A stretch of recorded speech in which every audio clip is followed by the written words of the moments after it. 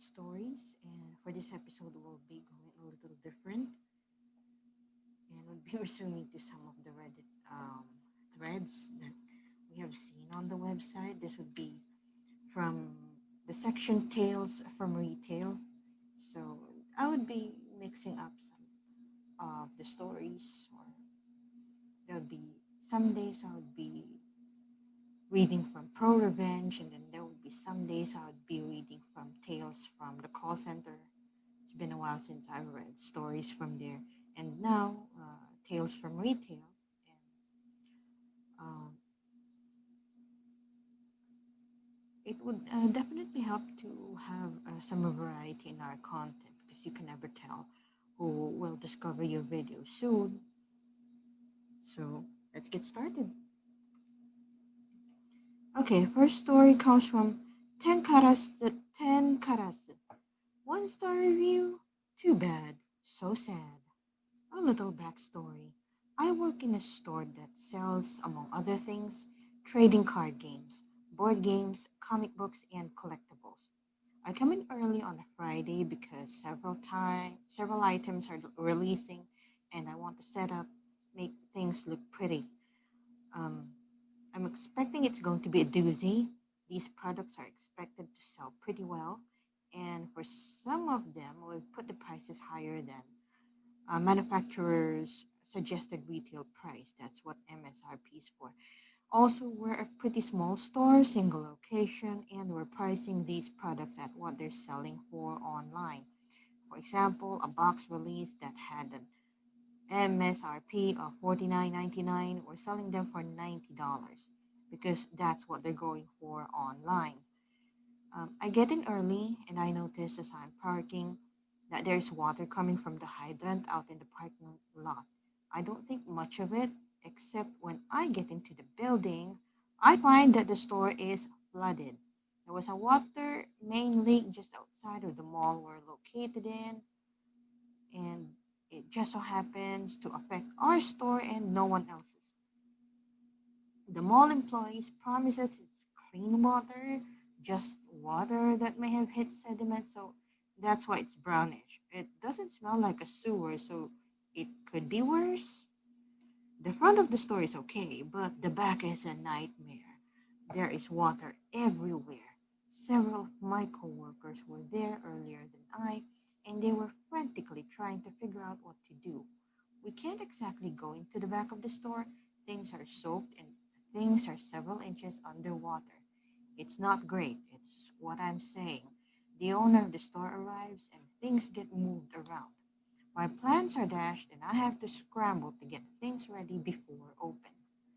In the meantime, there is a group of young men between 18 to 25-year-old, roughly, outside our store waiting for us to open.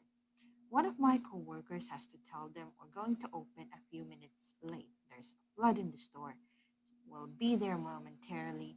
I'm basically throwing stuff on the shelves behind the counter, pricing stuff willy-nilly, etc. Anxiety central is what I'm saying. We finally open and the young men come in. They mill about the front counter and then see that, low, our prices are higher than what they expected. I tell them gently that we're limiting some of this product to 2 to 3 boxes a person because people want this so badly. Several of them balk at the prices, wander around, and leave. Another couple actually buy the product, thanking us for having them because the big box stores didn't have them at all. The store actually opens pretty smoothly until the mall decides they need to find where the water main break is. And the flood store worse. And floods the store worse. Water is coming up from the floor, tiles up front, and we're having to mop while we're still open. We're still trying to get the flooded store in order several hours later when another coworker comes up to me with a smirk on his face. He tells me earlier in the day, several people gave us 1 star reviews, to which I respond, what? Wait, is it because of the... And he tells me, yes, it's because the prices of those products are higher than MSRP. Excuse me, the store was flooded. The store was still open. We actually had the products, and you gave us one-star reviews, claiming that we were frauds, selling the products twice or three times MSRP, and that no one should buy from us. It's funny because all those products completely sold out in a week, and several people gave us five-star reviews afterwards. So who's laughing now? And yes, insurance is covering the stuff that got damaged, so we're good. Yes, sometimes those one-star reviews, I'm a little guilty of giving those one-star reviews whenever things don't go my way. But then again, there are one-star reviews that are deservedly given, and then there are one-star reviews that slip through the cracks whether they made the purchase or not. So that's when it becomes unfair. So maybe on my part, the only one-star reviews that mattered, or at least tried to be fair, were the ones that actually had verified purchases. So there's that. So we're moving on to the next story. This might be the store that you clicked for. So yeah, trying to return year-old worn shoes. This is also a long story. So from normal deviance, and then worked at a major department store at the returns desk. One time I had a lady come up to me with a pair of clearly worn boots. And I mean worn, like the color and soles had taken a major beating. She's insisting she bought them here and wanted to exchange them for the same boots, but in a different color.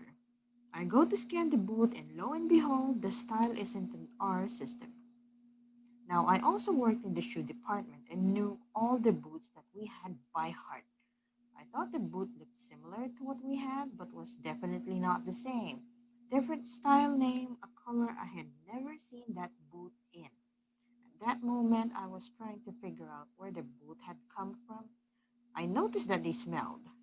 No way I was going to let her get away with returning them in that condition, even if I could figure out what they were. But I am not a confrontational person, and this lady was already getting a bit too intense for me. I also had the line starting to form, so I made up some excuse about needing the manager since the boots weren't coming up in the system correctly, and told her to go see if she could even find the boots she claimed she knew we had in the color and size she needed. I call the manager up and start helping the next customer. Lucky for me, but not so much for this lady. The strictest manager comes over. I'm thinking that there's no way she's buying this customer's BS. The customer comes back with another pair of boots. I take one look at them and suddenly realize what's happening. The lady was trying to return last year's style. The company had basically recreated the same boot with some detail changes and a name change for the new season. I explained this to both the lady and manager once I finished helping the other customer. The lady argues that they still count as the same shoe because they look similar, and argues she should get an even exchange regardless. The manager makes a point of saying that she doesn't want to touch the boots this lady is trying to return because she can tell they've been worn, but then does something that I couldn't believe. The manager offered to give the lady $5 for them to use towards the other pair. That might not seem like a lot, but it's a lot more generous than I would have been considering the age and shape of these things. I especially didn't expect this from that manager.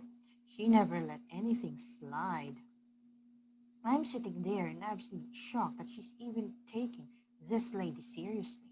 I'm also thinking, oh man, this lady really lucked out, but she didn't feel the same way. Lady's flabbergasted that she isn't getting the new pair of boots for nothing.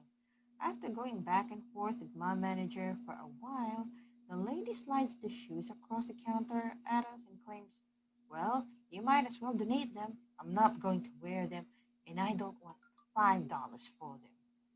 And she storms off. I was like, first of all, you've already worn them.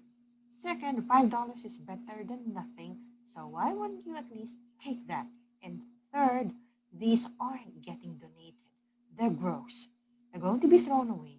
Might as well take the $5 for giving away your old shoes. Oh God, don't you just hate it when some customers feel like they can return and exchange for anything? There are limits to return exchange policies. There might be some states that don't allow no return, no exchange, but make sure to read the fine print because we're talking about statutes of limitations. I know sometimes that it can be, sometimes there are some cases where the statute of limitations don't apply. And when it comes to sales, we're in, hey, you already bought this a year ago. Now you're trying to return it because a new pair came out. No, no. And for that pair of shoes, yeah, you can finally get rid of this. Maybe the lady herself knew that it's not worth the $5. Anyway, if you agree with what the store people did with the shoes, with the pair of shoes, with the way they handled the customer, simply post your comments and violent reactions. And also to make sure that you would be, um, you might also express on the comment section if you'd like more of the tales from retail or you'd like other threads from Reddit that I can read. I've been contemplating about um, checking out more, hopefully the light-hearted stories. So make sure to like, share, and subscribe. Click the notification bell right after you subscribe to this channel. Hopefully we'd be looking forward to more stories from Tales from Retail and Tales from the Call Center. And I'll be seeing you on the next video. Thank you and have a good day. Bye bye.